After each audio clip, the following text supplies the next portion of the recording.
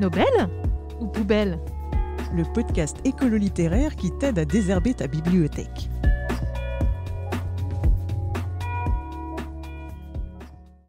Bonsoir, bienvenue dans le podcast des profs qui désherbent leurs étagères. Je suis Jeanne. Et moi, Laure-Lou.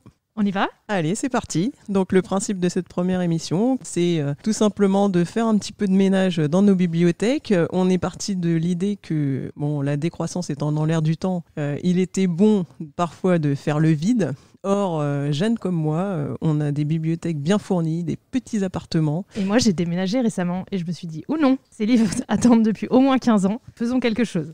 C'est ça, parfois il est temps de dire stop, parfois il est temps de faire le vide. Et c'est ce que nous nous apprêtons à faire aujourd'hui. Alors au sommaire de cette émission, de ce premier podcast, nous aurons un retour d'expérience sur le désherbage de la bibliothèque avec un titre que je vous présenterai très prochainement. Puis France Inculture, nous allons défricher Julien Gracq. Et oui, nous devons vous avouer que les professeurs de lettres et les professeurs documentalistes n'ont pas une culture universelle. Essayons tout de même de nous améliorer, de réparer ces gros trous dans la raquette de notre culture. Roman par roman.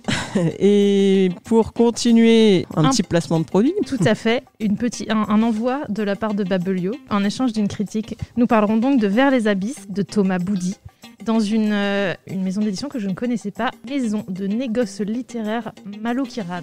Ensuite, ce sera la rubrique Plaisir coupable. Les livres compost. Exactement. Et nous terminerons avec la foire aux bestiaux. L'actualité des prix littéraires.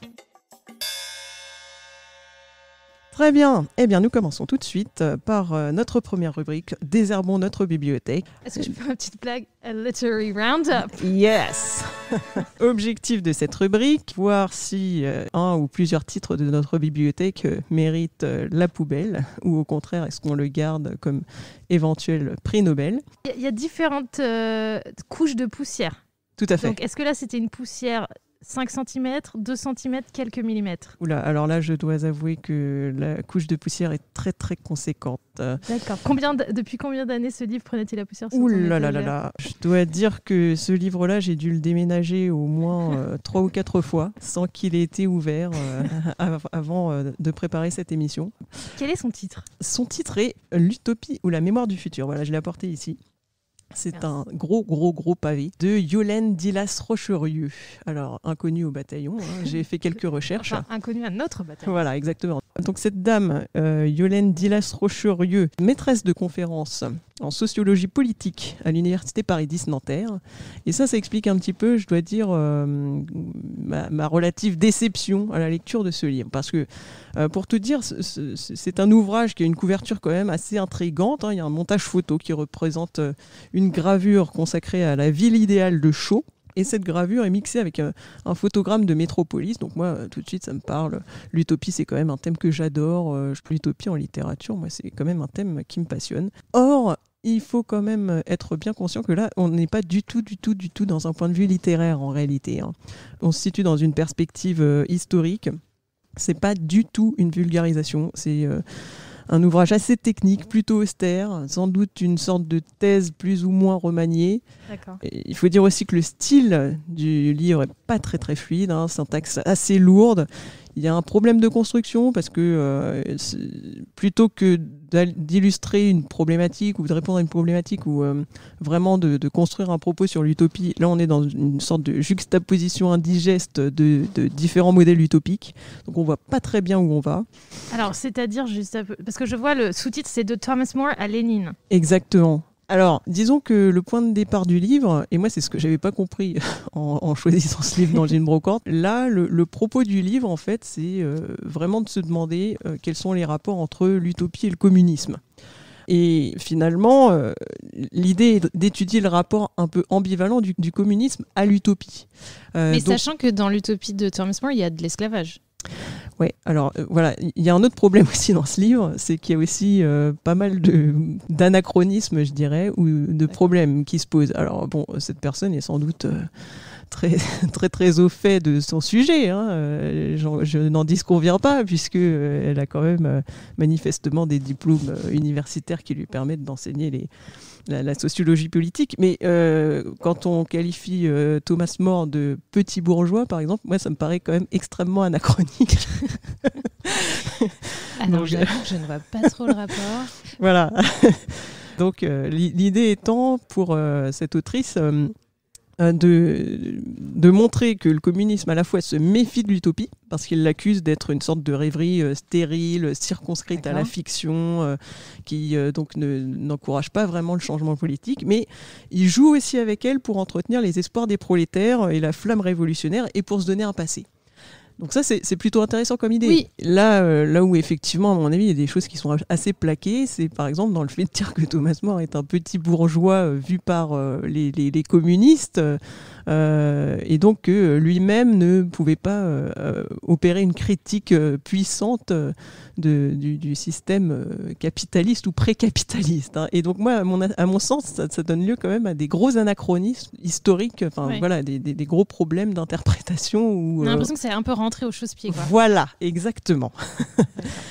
En même temps, vu là où tu as mis ton marque-page et qui donne une indication de là où tu t'es arrêté dans la lecture.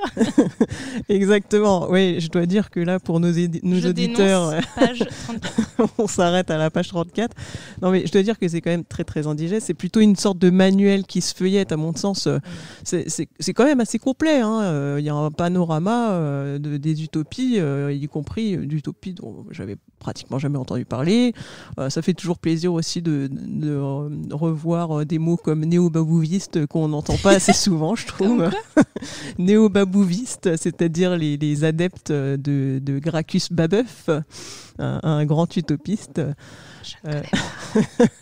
Ça rappelle un petit peu des souvenirs de prépa, mais je dois dire que c'est pas vraiment un livre de chevet, hein. C'est pas, ça se dévore pas, au contraire, et je pense que pour rester dans le thème de notre émission et être tout à fait clair, on s'achemine plutôt vers la poubelle que vers le Nobel. On peut faire l'économie de ce titre, L'Utopie ou la mémoire du futur, paru en 2000 chez Robert Laffont. Très bien.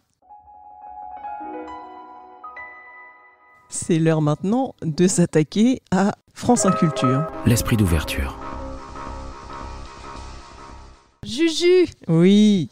Julien Gracq. Louis Poirier. Exactement. Né à Saint-Florent-le-Vieil, mort à Angers. Je n'ai pas eu le temps d'aller plus loin que le premier paragraphe de Wikipédia. Alors, pour justifier un petit peu le choix de ce titre, je dois dire qu'il s'est imposé de lui-même, puisque c'était le seul disponible dans la médiathèque de notre ville. Et moi donc, j'ai rendu visite à ma mère, et l'on peut voir d'ailleurs que son nom est écrit avec en dessous mai 1986. Ah oui. Une édition de chez José Corti. Alors, ajoutons quelque chose quand même, parce que José Corti, bon, on peut dire ce qu'on veut, ce sont des éditions quand même assez onéreuses, mais il y a quand même toujours un plaisir, malheureusement, qu'on ne retrouve absolument pas quand on l'emprunte en bibliothèque. C'est 72 francs. Oui. Moi, c'est marqué là. Mais normalement, le plaisir, c'est de couper les pages. Et ça, on le perd à la bibliothèque. C'est ce que je me suis posé d'ailleurs comme question, puisque oui, elles sont inégales là sur la tranche. Tout à fait. Donc ça, c'est un petit plaisir. Encore faut-il avoir un coup de papier, mais... Et dans mon édition, il y a même des choses soulignées, surlignées, annotées. Je ne suis pas encore arrivée, mais moi, je me suis permis aussi d'annoter des « Ah ! Au secours !» parfois dans les pages. Ouais. Alors, est-ce que tu veux présenter un petit peu l'intrigue Je pense que tu devrais le faire parce que je n'ai pas eu le temps de le terminer. Vraiment, hier, je me suis installée, petit thé, fauteuil, j'étais partie et je me suis tellement énervée que...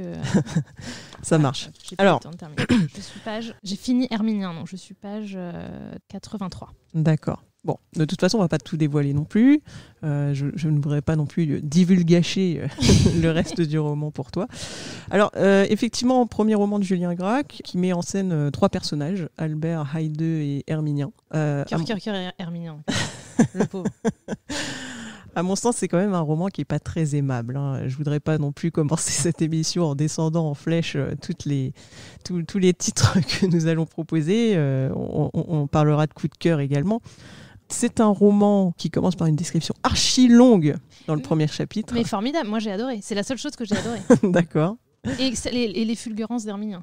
D'accord. Alors là, pour la description, je pense qu'on ne sera pas tout à fait d'accord parce que moi, j'ai trouvé ça mais juste horrible.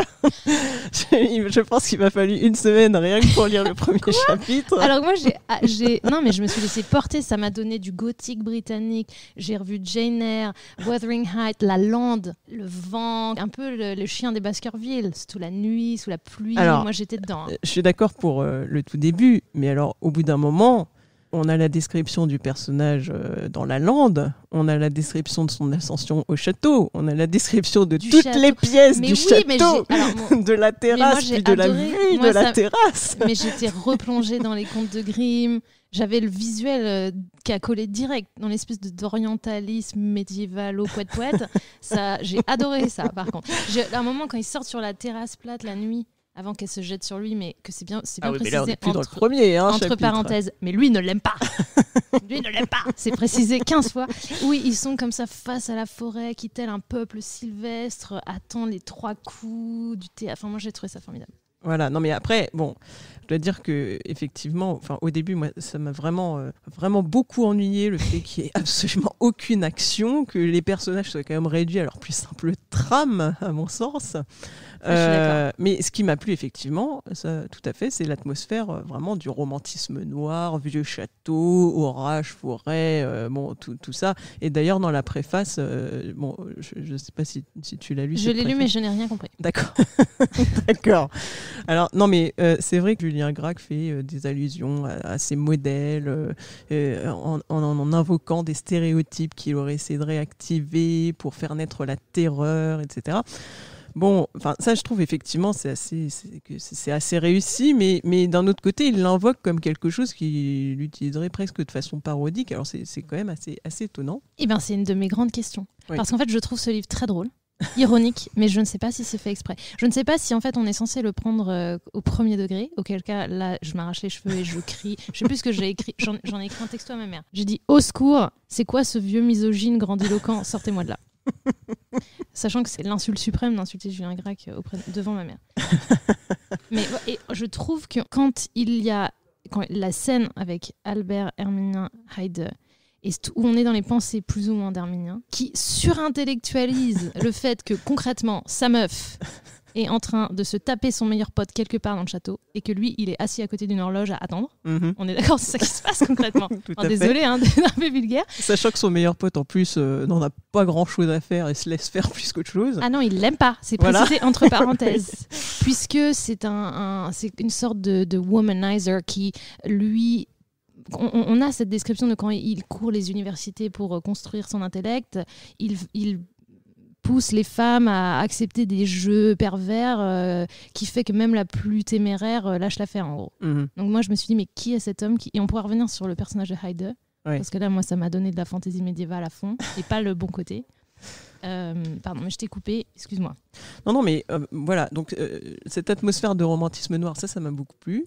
Autre chose qui m'a bien plu, c'est vraiment que malgré cette lenteur, cet ennui profond qui m'a saisi pendant la quasi-intégralité de la lecture, il y a quand même quelques images alors qui sont venues éclairer cette lecture, s'imprimer un petit peu sur ma rétine intérieure. Oui.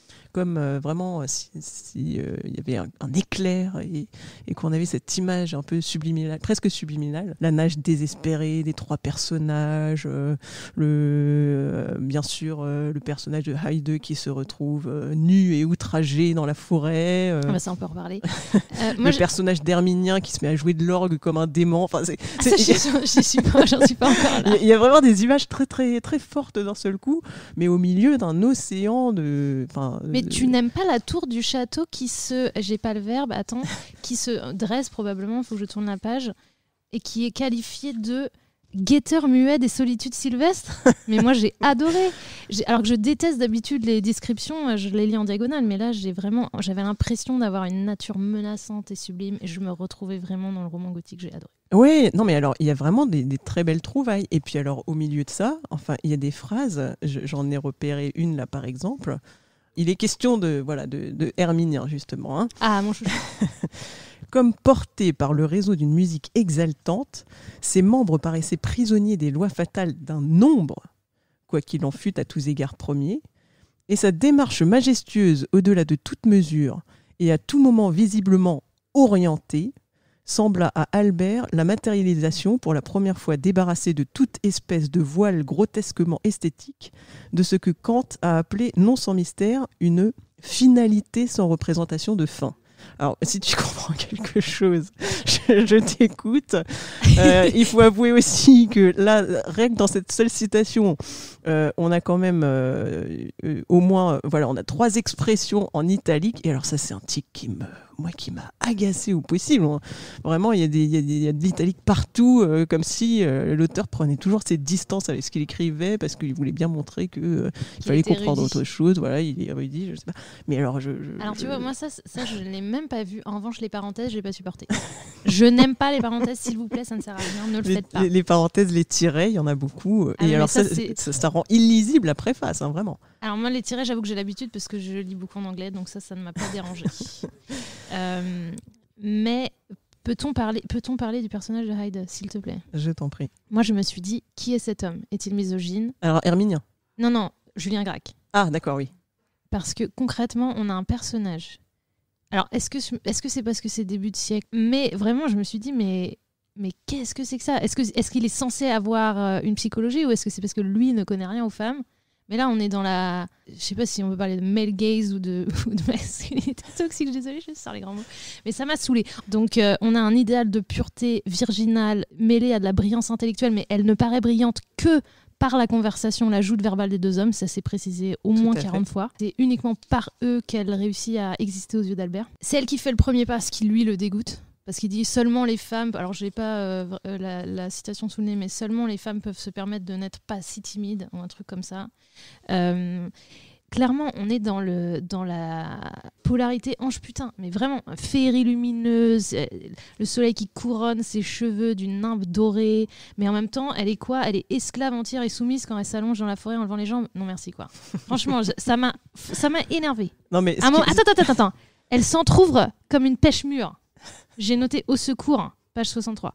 Non, franchement, c'est pas possible. Non, mais je vais te dire ce qui me fait rire, c'est que tu te prépares à beaucoup d'autres surprises en lisant la suite du roman. J'en dirai pas plus, mais là, je pense que tes intuitions sont très justes et que tu vas tomber de ta chaise. Aïe. Non, mais quand je dis ça, j'ai l'impression de lire un homme qui n'aime pas les femmes. Ah bah là, écoute, encore une fois, je vais rien gâcher, rien divulguer, mais tu te prépares à de grosses surprises, pas très agréables si la misogynie t'embête. Bon, et je n'ai plus la patience pour ça en fait. Je sais qu'il y a quelqu'un à la rentrée littéraire qui a dit moi j'arrête de lire des hommes, je lis plus que des femmes, ce qui a fait scandale. Et en même temps, il y avait Alice Coffin qui avait dit ça. Voilà, et ben on pourra en reparler dans notre rubrique Foire aux bestiaux parce qu'on a de la fantaisie féminine / féministe, j'en sais rien. Et ça m'a fait un bien fou.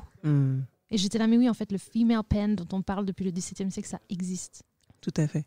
Alors bon, c'est pas pour prendre la défense de Julien Gracq. Vas-y, fais l'avocat du Non, mais simplement, voilà, et dans cette préface qui, à mon sens, est quand même importante et intéressante, même si elle est complètement incompréhensible.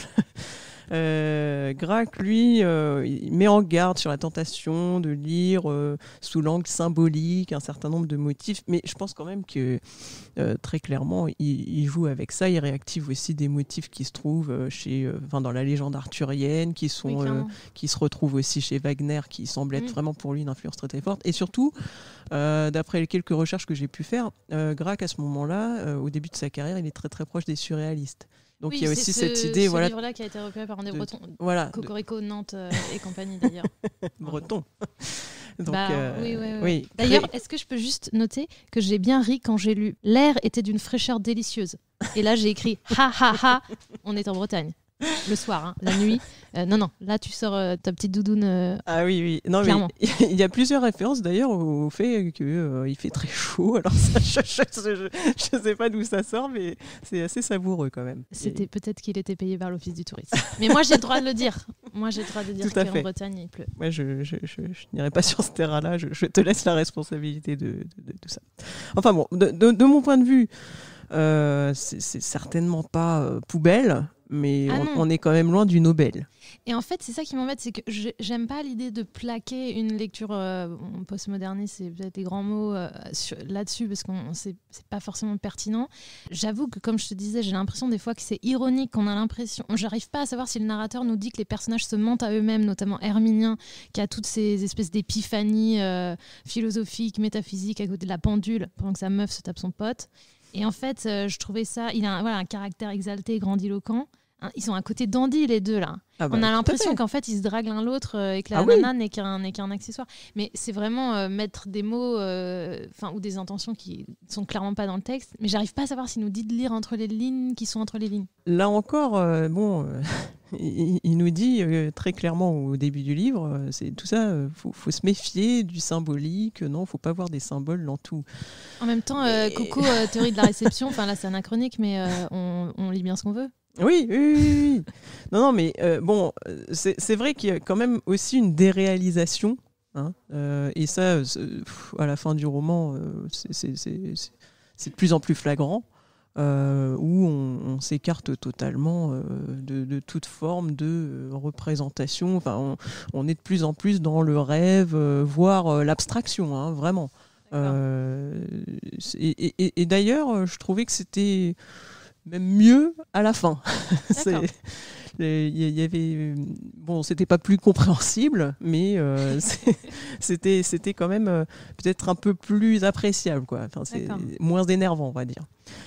Voilà. Donc pour notre cher Julien Gracq. Je suis bien embêtée. Je dirais qu'il y a vraiment quelque chose d'intéressant quand même, en fait.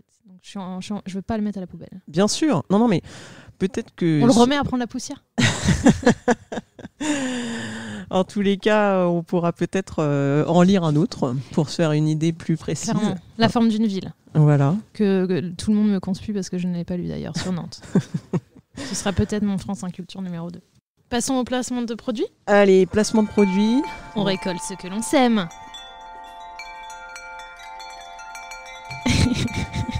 Une critique pour un livre gratuit. Donc, Vers les abysses, une envolée de Thomas Boudy. C'est pas moi qui le dis, c'est écrit sur la première de couverture. Alors, envolée, c'est pas mal. Il y a eu Persévérance, Mars, et là, on nous parle de la fusée Ariane. C'est d'actualité. Une tranche de vie fictive, celle d'un chercheur en mathématiques appliquées en conflit avec un père qui ne jure que par la pureté de la recherche fondamentale. Le texte est bref, mais la construction rapide des personnages nous permet de nous identifier aux protagonistes, que le retour dans la maison familiale replonge dans les non-dits et les ressentiments qu'il ne sait gérer qu'en allant marcher jusqu'à, je cite, « se fatiguer pour ne plus rêver mais apprécier de rentrer ». J'ai adoré ça. L'œil du mathématicien transparaît constamment, sans toutefois alourdir le style, des traits d'humour sur la forme des palourdes, aux métaphores et comparaisons avec lesquelles il décrit son environnement et analyse ses sentiments. J'ai particulièrement aimé la plage bretonne, pure comme un entier positif. Notre homme est un mathématicien amoureux, un chercheur de haut vol timide, à la vie, je cite, brillante de l'extérieur, qui se languit comme un adolescent d'une femme qu'il n'ose aborder et subit l'hyperconscience physique des premiers émois et l'éclosion d'un désir dont il ne sait que faire. Mon petit résumé serait une dose de romantisme intelligent fort à propos. Oui, très, très belle critique. J'ai mérité mon livre gratuit ? Je crois, oui. En tout cas, c'est un récit qui est intéressant, qui est très agréable à lire, là, pour le coup. Oui, déjà, c'est une interligne 2.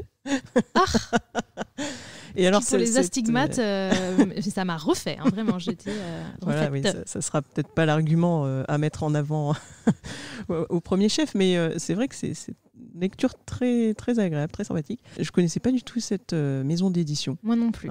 Mais j'aime beaucoup. J'ai fait un peu de recherche. La maison de négoce littéraire, Malo Kirvan. Malo Kirvan étant quelqu'un. D'accord. Qui était, alors je ne sais plus exactement, mais ils ont tout un manifeste sur leur site internet. Il me semble que c'est quelqu'un qui travaille dans l'agriculture et qui ensuite a dédié sa ferme, enfin un lieu à la culture. Et donc ils ont l'air de partir sur des formats courts uniquement. Et effectivement, ce nom de maison de négoce, je trouve qu'il est très poétique. Moi, il m'évoque un petit peu, je sais pas, les négociations. Alors l'Oulipo, bien sûr, j'allais y venir, parce que l'Oulipo, il y a quand même une mention très très précise avant même que le récit commence, qui est de l'ordre de la contrainte stylistique, c'est-à-dire que la maison d'édition publierait uniquement, ou alors cette collection, je ne sais plus, publierait uniquement des recueils qui auraient un lien avec la notion d'espace topologique. Alors, je dois dire que j'ai fait des petites recherches là-dessus, mais alors je n'ai strictement rien compris à ce que recouvre cette notion de topologie. Ça a l'air d'être vraiment dans un champ des mathématiques très très précis et très complexe, qui dépasse largement. Moi, je pensais plutôt à Foucault, ou non, on n'est pas du tout là-dessus. Alors non, là vraiment, c'est de la mathématique très très très très pointue. Alors, ce n'est donc pas pour nous. Exactement. Ou pourquoi pas d'ailleurs. Et alors, je m'interrogeais, est-ce que c'était de l'ordre de la contrainte mathématique, comme pour l'Oulipo, c'est pour ça que je faisais le lien. Il y a quand même le héros, rappelons-le, qui s'appelle Évariste, comme Évariste Galois. Son père est mathématicien, lui, il est plutôt dans l'ordre de la physique appliquée, il est dans quelque chose de plus concret. Tout à fait, oui. Et son père le méprise un petit peu justement parce qu'il n'est pas assez dans cette abstraction, ces mathématiques presque philosophiques. La recherche de la connaissance. Exactement. Bon, en dehors de ça, je trouve quand même que c'est pas des contraintes formelles très très strictes. Voilà. Et la notion d'espace topologique, je suis pas sûre qu'elle apporte grand-chose, en tout cas pour les théophiles ou pour ceux qui ne connaissent absolument rien aux mathématiques. Il faudrait voir si cette collection réunit aussi d'autres récits qui auraient un lien avec ce champ scientifique, et si peut-être la conjonction de ces récits, la juxtaposition de ces récits finalement crée aussi une petite dynamique ou une sorte de littérature de niche, ça serait intéressant. Mais je dois dire que ça ne m'a pas du tout non plus gêné à la lecture, et qu'on peut très bien le lire aussi sans du tout se préoccuper. Sans avoir fait un bac S. Voilà, exactement. Mais c'est très, très agréable. On part un petit peu dans cet univers d'un chercheur... de son père, de ce rapport avec cette journaliste qui vient faire une enquête sur son terrain familial. J'ai trouvé ça très émouvant d'avoir cet homme d'âge moyen qui est amoureux comme un adolescent. Oui, aussi, c'est vrai. Voilà, donc une peut-être... très bonne surprise, merci Babolio. Exactement, merci. Je ne le mets pas à la poubelle. Ensuite, plaisir coupable, tes livres compost. Exactement. Alors pourquoi mes livres compost ? Là, je dois dire que ce sont des livres que j'apprécie, qui sont dans ma bibliothèque, mais je m'en vanterai pas non plus. Alors moi, j'avoue, j'ai une technique maintenant depuis le premier ou le seul confinement pour nous les profs. Quand il y a des livres que j'ai vraiment envie de lire, c'est maintenant. Parce que c'est comme une série télé, tu vois. Je suis dans le plaisir immédiat. Je les achète en e-book. C'est pas mal. Il n'y a pas de témoin. D'accord, ouais. Parce que moi, à la maison, j'ai une petite étagère avec mes CD de la honte, quoi. Elle s'appelle comme ça. Et ils sont exposés à la vue de personne, donc ça va. Mais pour les livres, moi, c'est un peu plus problématique. J'assume d'avoir gardé mon CD d'Aqua. Il n'y a aucun souci. Alors là. Là, voilà, je voulais vous parler un petit peu d'un type de livre que j'adore, mais alors qui est vraiment, vraiment pas très littéraire. Dis-moi. Je dois dire que c'est un peu le type manuel les agrégés pour se détendre. C'est un peu le type du manuel des castors juniors. Alors ça, j'adore. Je ne connais pas. Quid les castors juniors, tu connais pas ? Non. Mais c'est le manuel de référence de Riri, Fifi et Loulou dans la bande à Picsou. Ah. En gros, le manuel des castors juniors, c'est un petit peu leur bible de scouts, pour pouvoir se repérer dans la forêt, construire des arbres, etc. Enfin, construire des cabanes dans les arbres. Voilà. Donc moi, j'ai une passion pour ce genre de bouquin depuis toute petite. Alors, mais moi, je t'explique, la seule référence que j'ai sur les scouts, c'est la rubrique à braque. Ah oui. Donc... non, mais j'ai jamais fait de scout ou quoi que ce soit. Hein.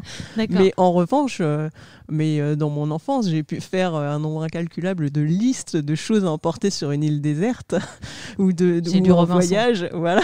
J'adore. si je devais, je sais pas, remonter l'Amazonie, de quoi j'aurais besoin, je faisais une petite liste avec les sparadraps, les antivenins, etc. Donc voilà. Donc dans la bibliothèque, j'ai un livre dont je suis pas très fière, mais vas-y, balance le titre là. Qui s'appelle Survivre, comment vaincre en milieu hostile. Excellent. Mais tu sais que c'est très à la mode avec toutes les séries américaines, avec comment il s'appelle ce gars qui est super fort là, et qui survit Bear partout. Grylls. Alors, non, Voilà. mais qui est là, voilà, comment filtrer sa propre urine avec un t-shirt. Voilà, mais c'est un petit peu, le style. Et alors dans ce bouquin-là, l'auteur qui est aussi un médecin, aventurier, etc. Quel est le titre de ce livre? Survivre, comment survivre hostile. Lui, il va t'expliquer comment faire si tu es mordu par un serpent, comment faire pour survivre si tu es perdu en haute montagne et tu t'es fait prendre par une avalanche. Mais alors, Lou, c'est pas du tout la honte d'ailleurs. Ça. Enfin, moi, mes livres de la honte, c'est vraiment la honte. Bah, disons que ça fait pas vraiment partie des trucs hautement intellectuels que je mettrais en avant, quoi. Mais bon, non, mais disons que je le mets dans un livre compost parce que t'as une double bibliothèque, il y a un double fond. D'abord, tu mets une tapisserie de la Pléiade. Voilà, et après, ça c'est s'ouvre. exactement ça. Non, ça fait partie des livres qui sont vraiment situés tout en haut de la bibliothèque, donc il faut vraiment avoir une bonne vue pour voir leurs titres. Et ils sont au milieu des livres de cuisine, enfin voilà, des livres, des livres comme ça, quoi. Ah ouais, non, mais moi j'assume total. Moi j'ai Shakespeare à côté des métabarons, il n'y a pas de souci. Hein. Mais donc voilà, donc là en fait je me suis lancée dans la lecture d'un livre un petit peu de ce style. Ça s'appelle L'homme chevreuil. Alors, pour donner un petit peu un ordre d'idée, la première fois que j'en ai entendu parler, c'était dans l'émission Quotidien sur TMC. Alors c'est pas non plus la référence C'est l'émission de Yann littéraire. Barthès ? Ouais, je suis tombée là-dessus un jour et j'entends ce gars qui s'appelle Geoffroy Delorme raconter les 7 ans où il est allé vivre dans la forêt, tout seul. Voilà. C'est excellent ça. Il est allé vivre dans la forêt tout seul en essayant d'apprivoiser les chevreuils et les autres animaux de la forêt. Et alors moi, d'un seul coup, ça me transporte, je me dis, mais il me faut ce livre. Ça a une puissance poétique folle. Enfin, le livre en lui-même est pas d'un niveau littéraire absolument ébouriffant, hein, mais alors, je pense que vraiment, ça fait partie encore des livres qui éveillent l'imaginaire des lecteurs et qui nous font rêver, nous font voyager. Finalement, c'est presque la dernière part de mystère qui nous reste. Ce contact avec les animaux dans la forêt, le fait de vivre tout seul. Enfin bon, d'un autre côté, la dérive, ce serait que subitement tout le monde se dise « Ah, ça a l'air super chouette, on va tous aller vivre dans la forêt. » Est-ce que tout le monde en est capable ? Je suis pas sûre que tout le monde en soit capable, effectivement. Comment il s'appelle le journaliste qui est allé en Sibérie pendant Alors, un an ? il y a Sylvain Tesson, qui est mon chouchou, que j'adore. Donc, ça s'inscrit aussi dans cette lignée, bien tout sûr. s'explique. Oui, alors Sylvain Tesson, qui avait aussi écrit sur les chemins noirs, qui est un bouquin absolument génial, qui me donne envie de tout plaquer, de partir un matin comme ça, sac au dos, avec... Walden voilà, et puis de parcourir les routes comme ça, sans portable, sans quoi que ce soit. mais donc voilà, on est dans cet univers-là, c'est quand même assez génial. Alors, je dois dire que ce livre, L'homme chevreuil, à toutes les pages, je me demande si c'est vrai ce qu'il raconte quand même, parce que c'est quand même hallucinant. C'est-à-dire il est vraiment adopté par un chevreuil, par une famille de chevreuils, hein, Oh. qui joue avec lui, le suit ou venait de le voir. Enfin, C'est Walt Disney ton truc. ah mais c'est carrément ça. Donc il y a une part. Moi, ça me laisse à la fois incrédule et émerveillé. Donc ouais, pour le coup. Je l'ai pas encore tout à fait fini, mais j'adore. Très bien. Nobel alors. Nobel. Petit Nobel. Voilà, petit Nobel. Nobelito.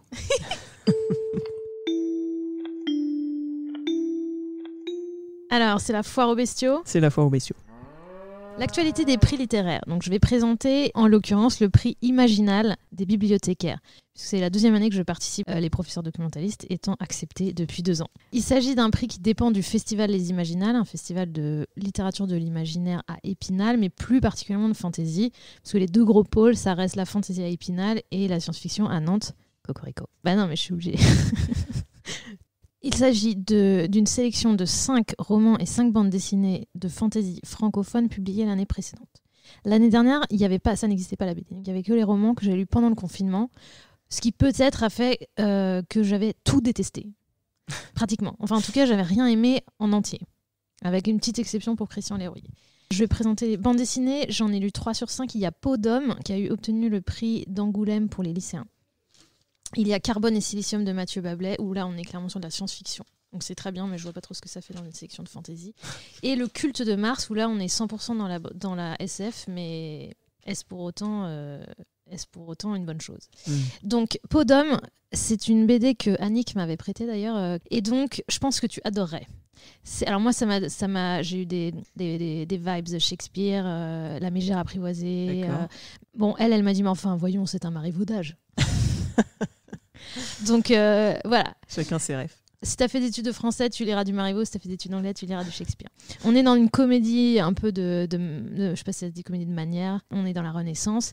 C'est une sorte d'éducation sentimentale. On a donc une jeune fille riche qui va être mariée, j'ai envie de dire comme à la foire aux bestiaux, à un jeune riche. Elle ne le connaît pas, elle n'a pas son mot à dire. Et donc il y a un jeu sur le genre où en fait elle va aller voir sa tante qui elle possède une peau d'homme, une sorte de combinaison en peau, qui s'appelle Lorenzo, qui a une identité.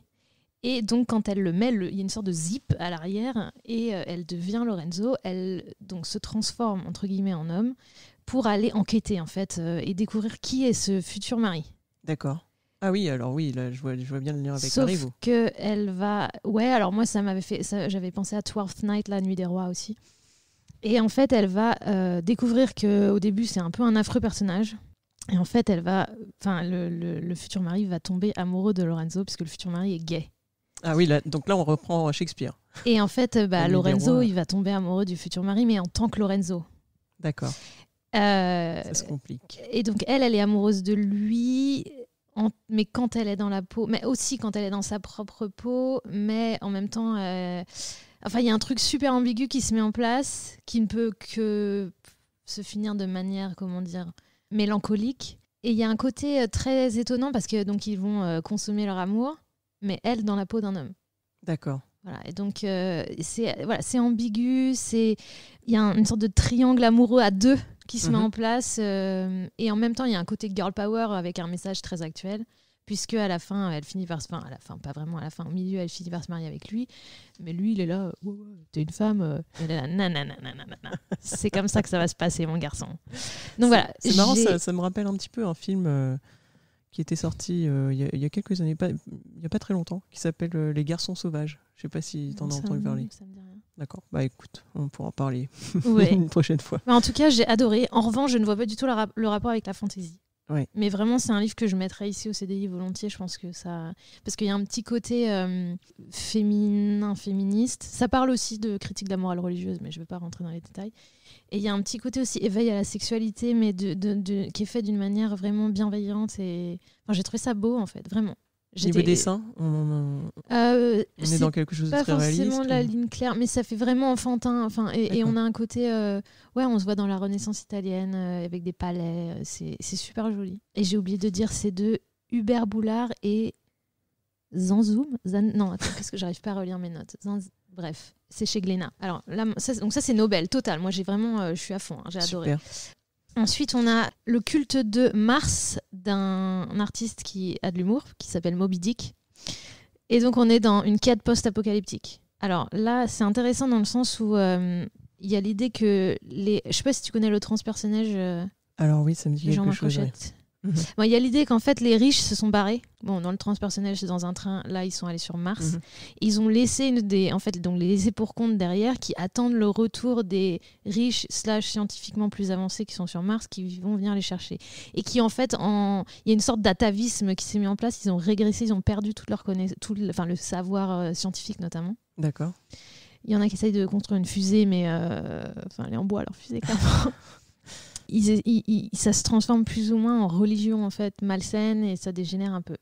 Il y a aussi une histoire d'amour entre une sourde et un entendant qui, bon, pour moi, ça c'est toujours positif. Je suis à fond dans la langue des signes.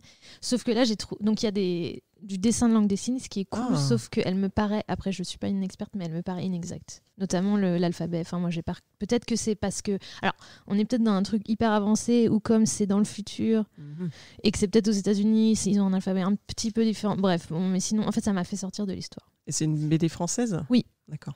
Mais bon, on est quand même dans un truc lu 1000 fois, parce que je vais pas dévoiler la fin, mais je m'y attendais totalement. puisque qu'est-ce qui s'est passé avec ces... Enfin, franchement, je suis sûre que tu peux deviner qu'est-ce qui s'est passé avec ces Happy Few qui sont allés sur Mars. On le devine tout de suite. Voilà. Et pour finir, la BD Carbone et Silicium que je recommande à fond, mais bon, il n'a pas besoin de moi. Mathieu Bablet gagne tous les prix et il est post-facé par Damasio, donc voilà, clairement, il n'a pas besoin de notre pub. Là, on est dans la SF 100% pure et dure. Pareil, je vois pas trop le rapport avec la fantasy. Je sais pas si tu connais, il avait fait Shangri-La qui avait gagné beaucoup de choses. Donc là, je ne connais absolument rien en science-fiction. Mais lui, c'est de la BD. D'accord, mais non plus. En science-fiction, je vais pas plus loin que Druillet, c'est te dire que mes références datent un peu. C'est quoi Druillet ? Druillet, Philippe Druillet, il a fait Vuse, il a fait il a fait les décors de la version télévisuelle numéro 2 des Rois Maudits, par exemple. Il a fait plein de décors pour le cinéma. Je me demande même s'il a pas fait des décors pour La Guerre des Étoiles. Oh. Ouais, non, c'est grosse pointure. Okay. Bon, alors maintenant, il est vraiment tombé dans l'oubli. Ce qui fait qu'il y a quelques années, à la fête de l'UMA, je l'ai vu à un stand tout seul, personne. Oh non. Tout le monde lui passait devant. Et moi, j'étais là, c'est Philippe Druillet. Il a fait une adaptation de Salammbô aussi. D'accord. Voilà, donc en futuriste, hein. Mais voilà, donc okay. Ça, c'est Philippe Druillet. Mais d'accord, bon. Eh bien, merci. Donc là, on est sur une BD vraiment dense. Oserais-je lâcher le gros mot de roman graphique? Je sais que ça t'énerve. Donc, Mathieu Bablet, moi, ce que j'adore, c'est les couleurs. Il y a des palettes, c'est magnifique. Shangri-La, par exemple, je me souviens même plus de l'histoire, je me souviens juste que j'avais trouvé ça neuneux. Mais alors, les couleurs, c'est magnifique. Je crois qu'à un moment, il y a une supernova, c'est sur une double page. C'est beau. Voilà. Il y a beaucoup de... C'est très géométrique, il y a beaucoup de vues de villes et des intérieurs très au cordeau. D'ailleurs, je le follow sur Instagram. Et il montre, tu vois, les étapes, le crayonné, l'ancrage, et après les couleurs. Et on voit qu'il a un quadrillage derrière. Si t'aimes bien les espèces de vues un peu panoramiques de villes très géométriques, j'adore moi les villes du futur, c'est un peu mon... Ah bah voilà, on en revient à l'utopie. Mon dada, voilà. Dans les films de SF, c'est un truc que j'adore. Et donc là, on a 2 intelligences artificielles. C'est un petit peu philosophique quand même. Ah, voilà. Là, on n'est pas dans le livre compost, là. Non, du tout. Donc on est sur 2 intelligences artificielles, une qui s'appelle Carbone, un plus ou moins qui s'appelle Silicium. Disons qu'il y en a une qui est incarnée dans un corps de femme au début et l'autre dans un corps d'homme. Silicium reste dans le même corps toute sa vie, entre guillemets. Il change un peu, mais plus ou moins, on va dire. Et Carbone, ils ont des dates limites, en fait. À 15 ans, c'est l'obsolescence programmée des IA pour pouvoir vendre le nouveau modèle. Oh. Et donc, elle est réincarnée par un truchement un peu plus ou moins crédible dans des corps différents tous les 15 ans. Et en fait, c'est un peu 2 visions du sens de la vie qui s'affrontent.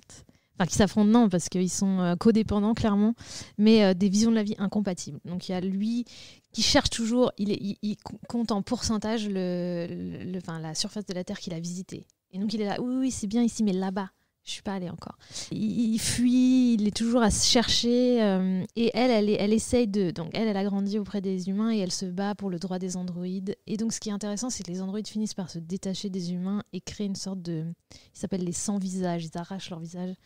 Une sorte d'espèce à part, une religion. Il y a un peu quand même de réflexion sur la part du robot. D'accord. Qui avait aussi été... je sais pas si tu as vu la série suédoise 100% humain, Ekta Människor. Et l'idée, c'est que voilà, quand les robots sont dotés de libre arbitre, essayent de s'organiser, mais ils veulent pas reproduire les bêtises, entre guillemets, de l'humanité. Et donc, quelle forme peut prendre leur société? Est-ce que c'est une intelligence globale? Est-ce qu'on s'affranchit du corps? Est-ce qu'on n'existe qu'en réseau? Et en gros, c'est l'idée que l'humain est soumis à des pulsions individuelles qui empêchent de faire société. D'accord. Et donc, en fait, on a l'an 1, l'an 2, l'an 7, et on les voit sur plusieurs siècles. Et on voit en fait une évolution, somme toute, assez crédible de l'humanité, mais qui fait peur. Et ça, je trouve ça hyper intéressant. Enfin, les thèmes de transhumanisme, d'intelligence artificielle, vraiment, oui, je pense que la bande dessinée gagnerait ou gagne à s'emparer de ces thèmes-là. Ouais, il y a plein de choses qui... Enfin, je vois à un moment, il y a des robots qui sont forcément détournés à des fins de prostitution. Il y a des trucs un peu trash, mais en fait, c'est hyper réaliste. Et du coup, j'ai trouvé ça très émouvant. En plus, vraiment, le dessin est... Je dirais pas que les personnages sont beaux, mais ils sont expressifs. Enfin, je sais pas, je sais pas trop comment... Il y a un petit côté manga dans les représentations d'intérieur, pas vraiment dans les représentations de personnages. Mais clairement, on est dans les questionnements transhumanistes. Donc pour moi, ça c'est clairement Nobel. Mais ça me fait très envie. On pourra le lire la semaine prochaine, si tu veux.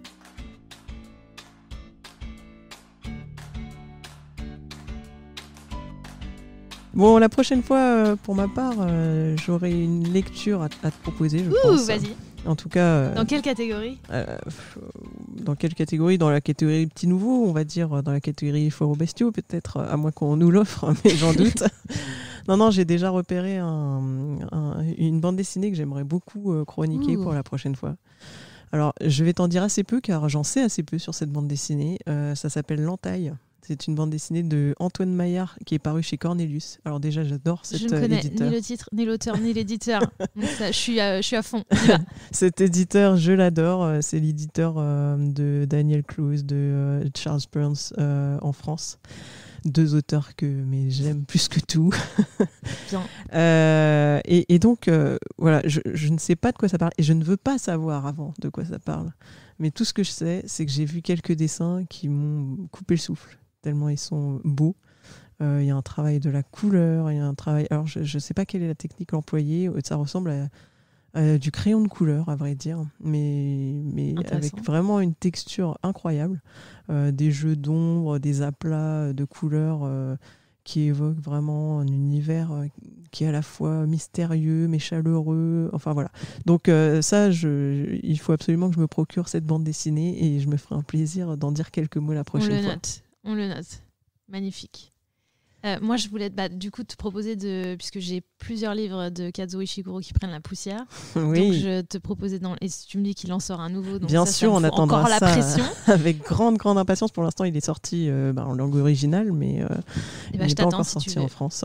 D'accord. J'ai ça. Alors là, j'avais noté. En fait, c'est en lisant Julien Gracq que je me suis dit, mais je n'ai jamais lu René ni Les Mémoires d'Outre-Tombe. Ah. Et toi, peut-être? Alors, j'ai lu, effectivement. Je dois dire que Chateaubriand n'est vraiment pas ma tasse de thé. Okay. Mais pour toi et pour cette émission, je si peux me relancer. Si tu as déjà lu, on ne met pas d'un France Inculture. Hein. J'assume ma propre inculture. Voilà, j'ai des choses que j'avais envie de lire. Il y avait le Deuxième sexe et Mémoires d'Outre-Tombe pour France Inculture que je n'ai pas non plus lu. Écoute, on peut faire une petite rubrique Simone de Beauvoir si tu veux, car à la maison, j'ai Les Mémoires d'une fille rangée qui prend bien la poussière également. Et ben voilà, hop, je le souligne. Voilà, et puis la fin du prix Imaginal notamment. Et on aura un autre petit placement de produit moins sexy, puisque ce sera de la littérature suisse germanophone. Eh ben, bon programme, en tout cas, on a du pain sur la planche. Ben voilà, merci Laure-Lou. Merci Jeanne, et à la prochaine fois. À la prochaine fois dans Nos Belles ou Poubelles.